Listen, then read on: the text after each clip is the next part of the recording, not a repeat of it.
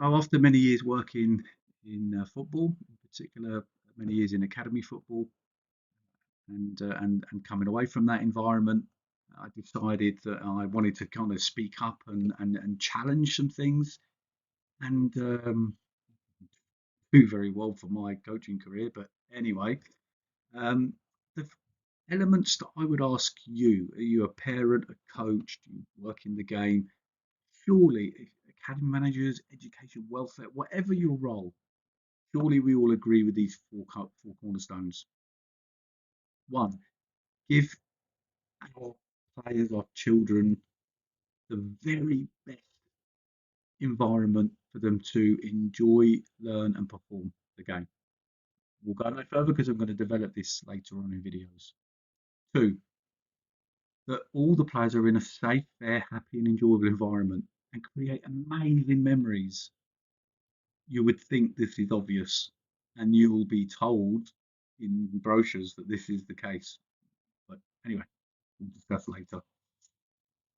To give those players the absolute best chance to succeed, firstly in the game, and then when they come out, and not to be hindered for the future, and to have open and fair opportunities for all. And I'll expand on this in later videos. So, in my proposal of what I believe I could take to the game to discuss round tables with many people much smarter than me, but it's just from my experience. And I'm not trying to be the firebrand that I was labelled. I'm not suggesting the game is, really diabolically sick, but it can be improved. Surely, if you think those four cornerstones are true, then these would be my proposals to help make things better. Two key areas. One, how we can help to improve the journey from grassroots to elite academy.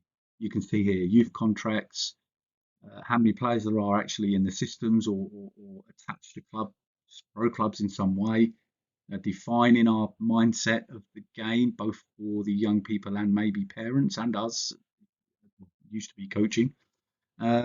Address the pay to play culture. It is. You might just try to disagree, but this game is pay to play now. And the changing of the scouting pay structure, maybe controversial one there. And responsible recruitment and release. This can be so sad for me, gut wrenching in and out. It's just worst part of the game, obviously by far. And the overall E-triple-P environment.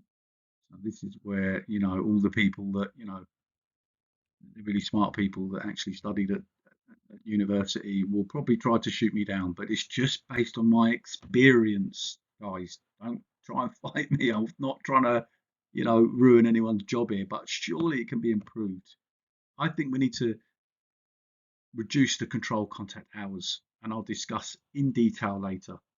There needs to be an education impact fund for young people to be able to go back into higher education properly, into not, some low level qualification, a proper career opportunity of an education. There needs to be better pay for coaches and support staff. I'm sorry, it just has to be. It's barely minimum wage in a lot of cases. We've got to end pointless play reports, something I just think has a real negative impact on young people. I just don't think they're needed, and I just think it's lazy, poor coaching actually. Anyway, just to write it on a sheet of paper. I mean, anyway, later on.